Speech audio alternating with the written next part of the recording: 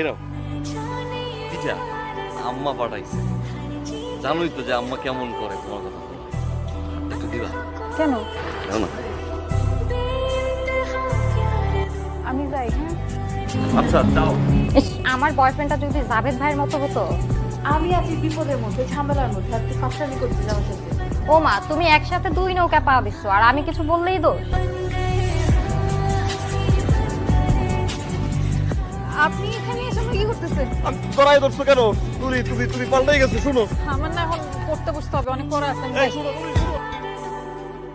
নুরির সাথে আপনার সম্পর্কটা কি? আরে মেয়ে আমার প্রেমিকা। এটা আপনি কি বললেন? নুরির সাথে আমার সম্পর্ক ভাই ছোটবেলা থেকে, বুঝছেন ভাই? আপনি কি পাগল হয়েছেন? অনেক স্মৃতি ভাই, মানুষের বাঁচবো না ভাই।